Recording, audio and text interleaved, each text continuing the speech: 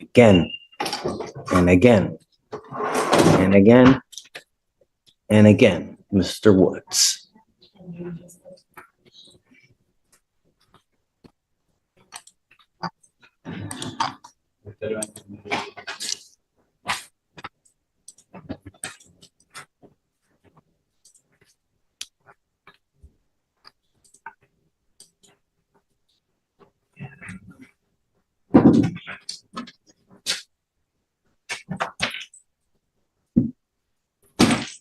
Eight 14-23, assault of a family member.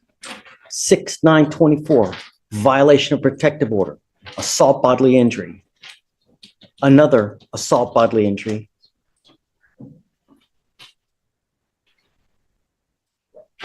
February of 24, assault of a pregnant person for which you're on deferred now, and now you've picked up another. You now stand charged with criminal mischief. You are facing up to 6 months in jail and or a $2,000 fine. So 1, 2, 3, 4, 5, 6 cases, all in a matter of months. We are going to do probable cause. You have the right to remain silent. Anything you say can or will be used against you. You have the right to have an attorney present. If you cannot afford one, one will be appointed to you. Mr. Woods. Yes, Judge. The defendant was traveling with the complainant to go see the defendant's child with his child's mother. The defendant continued attempting to be sexual with his child's mother, and the complainant engaged in a verbal altercation with the defendant.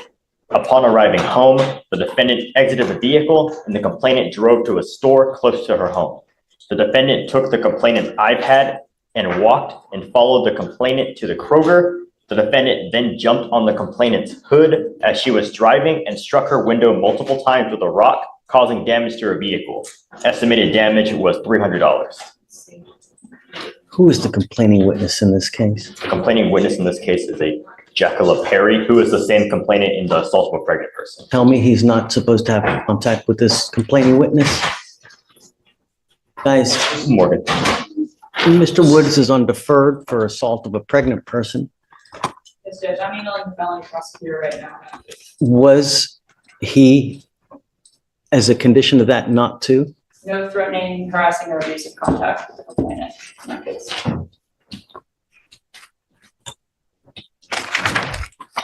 Mr. Woods, I'm going to find that there's probable cause to go forward with your case. I'm now sending you for a drug test. I want to know what, if anything, is in your system.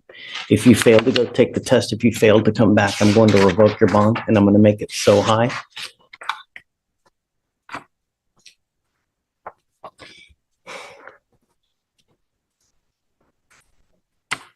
On one ankle, I'm going to put a GPS monitor because I'm ordering you not to have contact with this person, and you've shown repeatedly that you are incapable of following bond conditions. And I'm going to put a 1,000-foot radius that you're not to have any contact with this person. You're not to have any weapons. You're not to consume alcohol or illegal drugs. And I'm going to test you repeatedly so I know that you're not using, but I'm sending you now for a drug test. Like I said, you failed the test, and if you fail to come back, things will not go well. Do you understand, Mr. Woods? Yes or no? Yes, sir. Take a seat for me.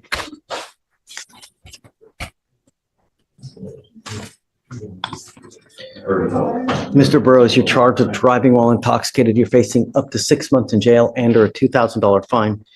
You guys have worked out an agreement where they're offering you 180 days in jail. It is probated for 12 months. As part of the probation, you will do a DWI education class, 2 victim impact panels. You must do a TRAS, which is an evaluation to see what other conditions you may need. If they assess other conditions, you must fulfill those conditions.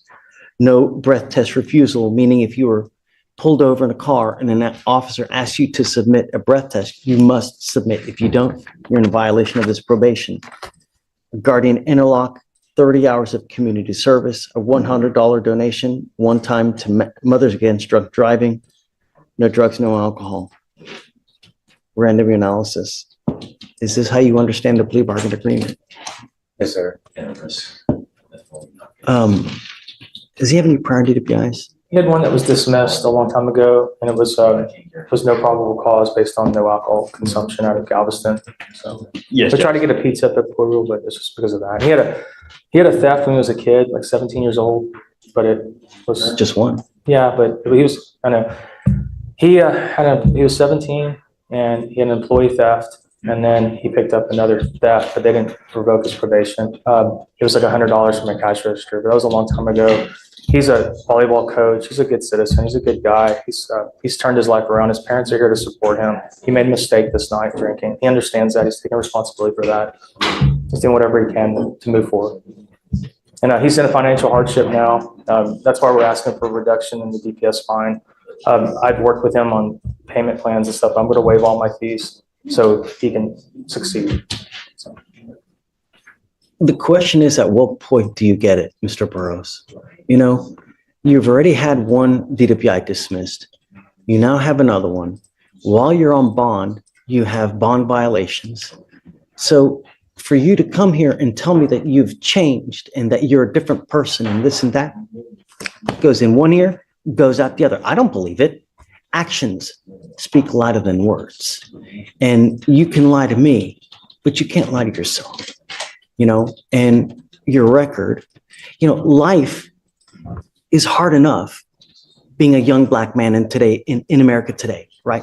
And the more convictions you get, all you're doing is you're making life more difficult. With these theft cases that you get, with these DWI, I mean, it's one of the worst cases that you can possibly pick up, because these theft cases brands you as a thief, and people are scared to hire potential thieves, because I'm always going to be thinking, well, if I hire him to work for me, I know that he's got not only one prior theft, but two prior thefts. Is he going to steal from me? Same thing now happens with the DWI. You've had one dismissed. Now you have another one. What's it going to take for you to get that we mean business, that public safety is our primary concern? And when you don't get it, and when you continue to pick up criminal cases, there are really grave consequences. You need to understand that from now on, after today, you're looking at a minimum of 30 days in jail. No, hold on a second.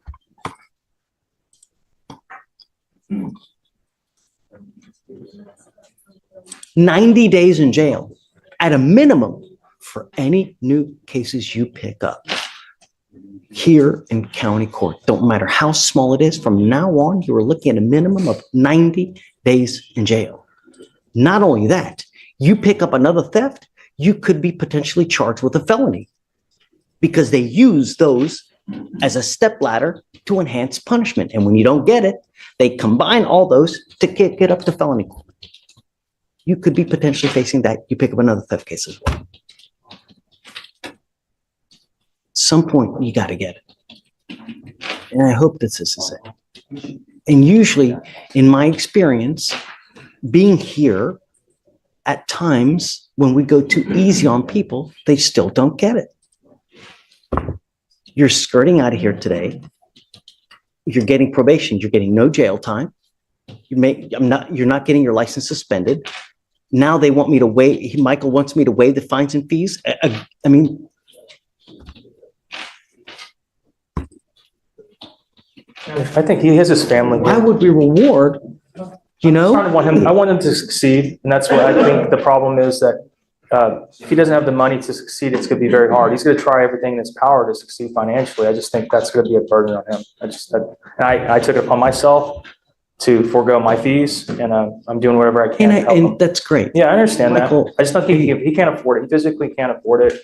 We're putting the burden on his parents who are here to support him. They're in the back. They're here. He's going to be staying with them to produce whatever fees he has to try to, get back on his feet. But he's trying, Judge. He is. He's been in constant contact with me. We talk every other day. He's literally trying. He really is. And I think if you give him a shot here, he's going to do whatever he can to, prove you wrong. I don't have to accept this agreement. I could say, no, I don't want this. Well, I'm jail time. I will accept your agreement, Mr. Burrows, but I want you to understand that if you come back here and try to tell me that you test positive again because of makeup, that kind of excuse is such that every single person who puts makeup on gets intoxicated? Really? So if you come up here while you're on this probation and you test positive for alcohol, it tells me that you have a problem. And I'm giving you fair warning now that you will go into a rehab facility. I can amend the conditions to put you in a lockdown rehab facility for, at a minimum, 9 months to 10 months, if you respond well to treatment. I will accept it, but I'm telling you now, if you test positive for whatever it may be, get ready.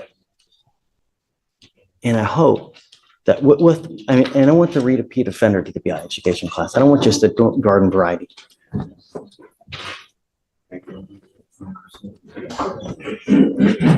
Your record speaks and tells everyone in the whole world about you. So if you ever get pulled over again, you need to understand that you will probably get harassed. So if I were you, I wouldn't ever, even if you've had a sip of alcohol, a glass of wine, I wouldn't get into a car because you're begging for trouble. Do you understand? Yes, sir, I understand. You give up a lot of rights by entering this agreement. You give up the right to a trial, right to compel witnesses to testify on your behalf, confront and cross-examine your accusers. If you're not a citizen, there are possible immigration consequences. You can be deported, excluded from the country, denied naturalization under federal law. You give up the right to appeal. Once you plead guilty, this will go on your record, Mr. Burrows. It's going to be there for the rest of your life. You can never take it off. From now on, like I said, you're facing a minimum of 90 days in jail for any new cases that you pick up. You must do your classes on time. You pick up a new case, you test positive for alcohol, you know what's going to happen. I will issue a warrant for your arrest. I'm going to put you in jail. I'm going to bring you back out. And we're going to talk about if you violated, if you did, how, and what the appropriate remedy will be. And it could be 180 days in jail. Do you understand? Yes, sir.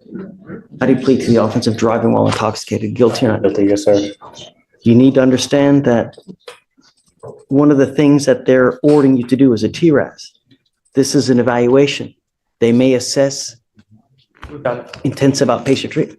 We've done Who's it. done the TRAS? It's They outpatient. recommended IOP SOP. Okay, I think that's a good thing, right? May I say a word, please? Sure thing. Once again, I do appreciate, the second chance.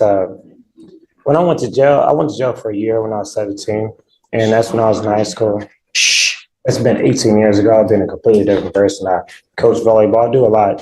I do give back a lot, and I do understand that this record will carry on without my life.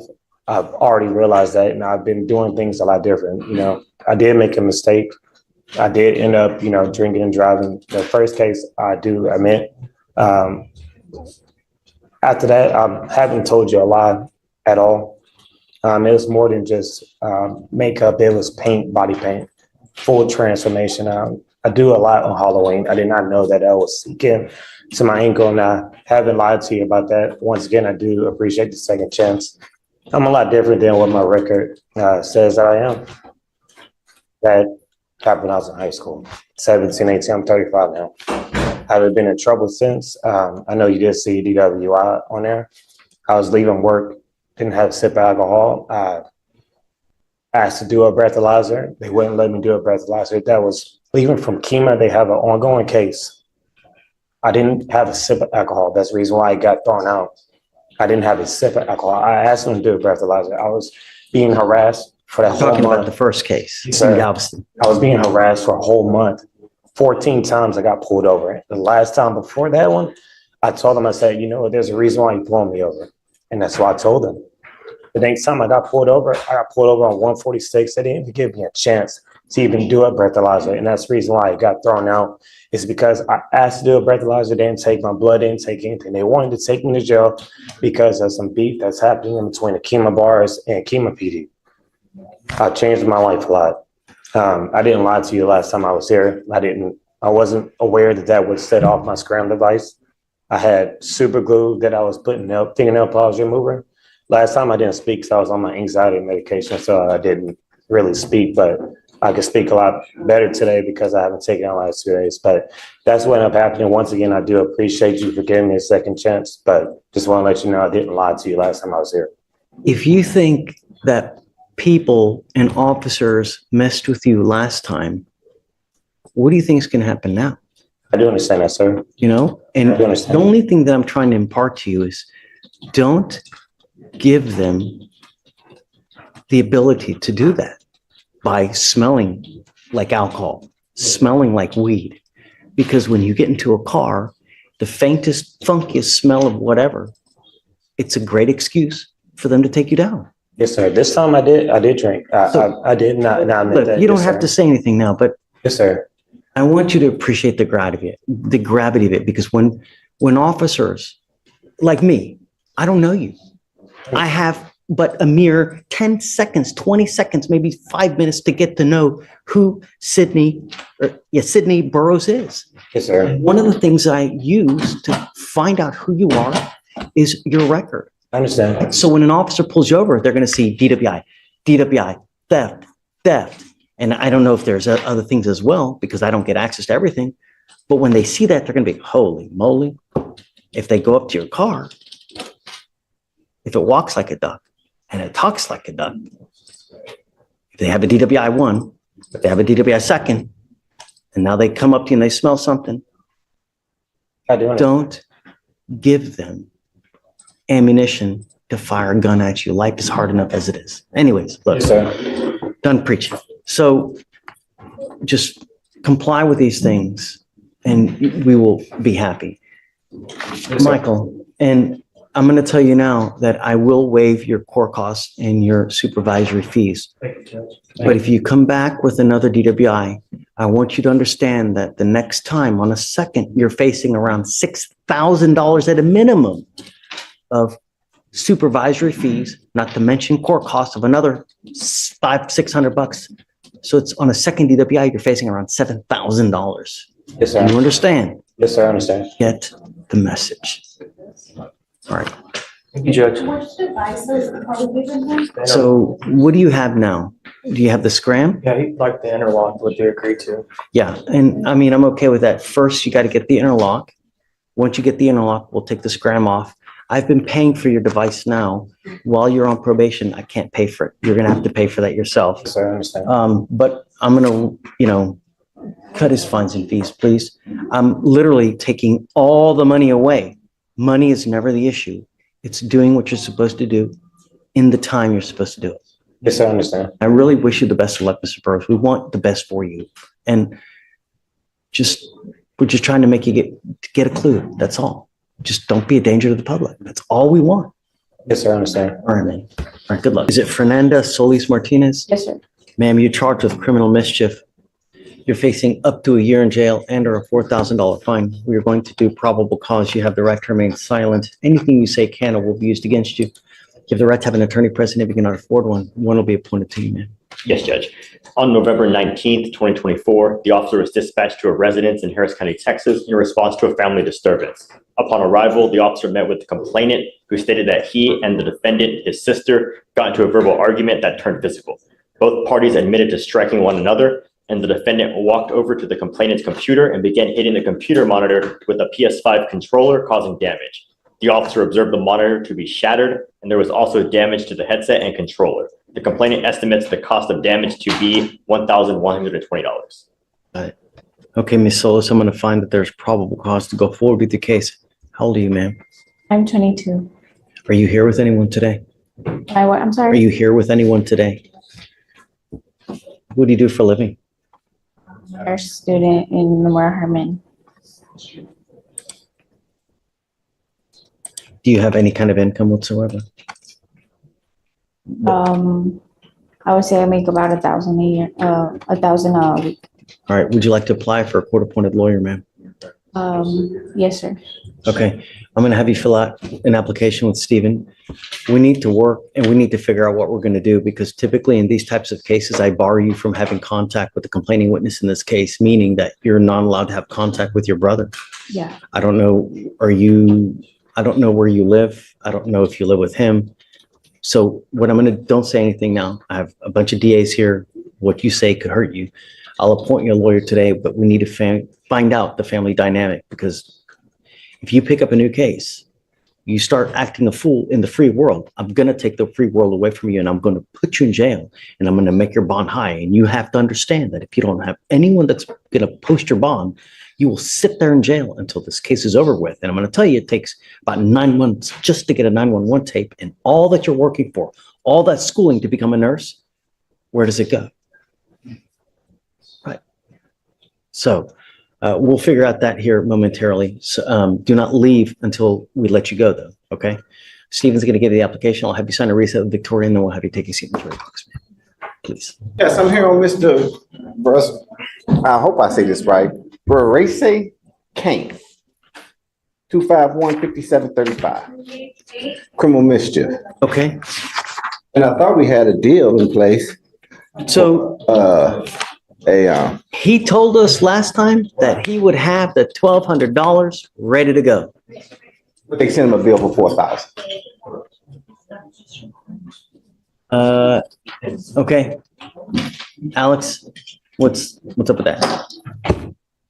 So the What's up with that? What's up with that? bill we have is for 3,900, 1575. I have here my notes on 10/1, it was $1,200. I guess it changed. This is for Mr. Kane. Yes. Yeah. The bill we have is stated the amount due is 39,1575. That's the amount due with the Okay. bill. I guess let me speak to Chief and see what, because Yeah, I mean, understand it's not with me, it's whatever it was. I got you. My notes are all, can be wrong. Hey, I'm sorry to bother you. No, it's okay. This is Mr. Kane. In my notes here, I have it beginning of October, the restitution was at $1,200, but I'm guessing it's, or I'm being told it's more now. I don't know what happened.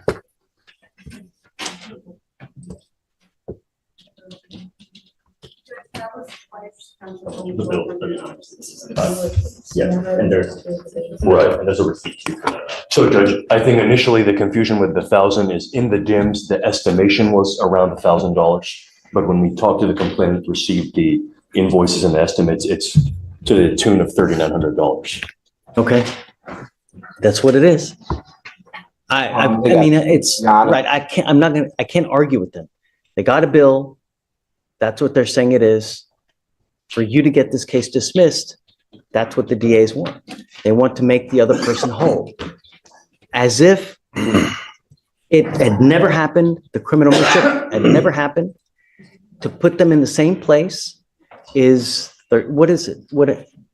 3,915. Right, I understand, but what was it? Was it a car? Was it a computer?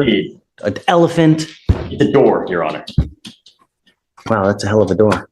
Made of gold or what? A mahogany door. I don't know what to tell you, but your other option is to go to trial, you know? Those are the two options that you can pay that money and they end up dismissing the case. You can accept another plea bargain if they have one. Your Honor, there's no offers on the case right now besides the You restitution. can, if you guys, Mr. Goins want, you can try to get a different plea bargain. The case is 160 days old, so I will only give you a couple more weeks, but at 180 days, we set cases for trial. So at that time, you need to let us know what you want to do. And if you have not reached a plea bargain agreement with the state, we end up setting your case for trial. I don't know. I don't want you to make a decision now. You guys need to go back and talk and just, you guys decide what you would want to do. And you can always request a different plea bargain if you don't like the one that you have, but they don't have to do anything if they don't want to. It's the state and they reserve the right to, even if they don't want to, they don't have to give you a plea bargain. So I guess you guys step back and let me know what you want to They do. have to prove their case beyond a reasonable doubt. So, Mr. Goins, before you guys leave today, just I'll let you know. just give me a heads up what you guys want to I do. sure will. Thank you. I am putting some conditions on your bond now, Ms. Solis, okay? The two conditions I'm placing on your bond now is that you're not to have, or not to be in possession of any weapons. And I'm also ordering you not to have any threatening, harassing, or abusive contact with a Mr. Martinez, your brother. Brother, yes. I want you to understand what is threatening or harassing. Doesn't matter what you think is threatening or harassing. I could give a rat's behind what you think is threatening or harassing. It's what he perceives. So if you get into an argument with him and you still go like this, is that threatening, harassing? It is. And it can land you back in jail. If you pick up a new case, you violate conditions. No matter how old you are, I don't care. I'm going to put you in jail and I'm going to protect every person in my county. I don't care that it's your brother, it's your mother, father, whoever it may be. Do you understand? Ray, did you want to say anything? No, Judge, we talked about the no threatening or harassing, and I've explained to her that the state is offering restitution. I just need to get the PTI contract and the restitution receipt so we can get all that paid. You know, the other thing that you have to understand is that at some point you're going to start working, right?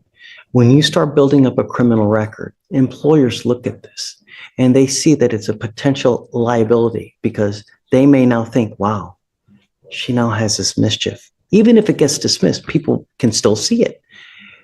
Man, is she a danger? Is she going to explode on us if she loses her temper? That's what people think.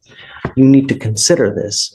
The older you get, your actions have consequences, and it can really impact your future. If you want to become a nurse, this may, form a barrier for you. Consider this when you're out there in the free world. Do you have any questions? I do. For the no weapons, is that like forever? Like for all my life, I can't have any weapons? While this case is open. While this case is open. While this case is open, you're not to have any weapons whatsoever.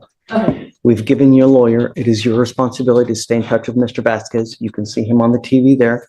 If he tells me he can't get a hold of you because you're playing games, you're not responding to phone calls, text messages, I will issue a warrant for arrest. Stay in contact, do what you're supposed to do, and then things will turn out well. Yes, Your Honor. All right? We'll have you sign this here now. We'll get you to sign a reset, and then after that, you're on your way. All right? Yes, Happy ma'am. Thanksgiving. You too. This is exactly why courtroom negotiations can become so intense so fast. 1 minute the defendant believes the damage is manageable, and the next the restitution demand nearly triples, putting the entire plea deal at risk. Judge reactions like this go viral because viewers can feel the pressure in real time, the sarcasm, the disbelief, and the reminder that criminal cases are about far more than just fines. They can affect your future, your record, and your freedom. The judge tried to balance humor with a serious legal reality. Actions have consequences, and sometimes those consequences become far more expensive than anyone expected. So was the judge keeping it real, or was the courtroom pressure too much?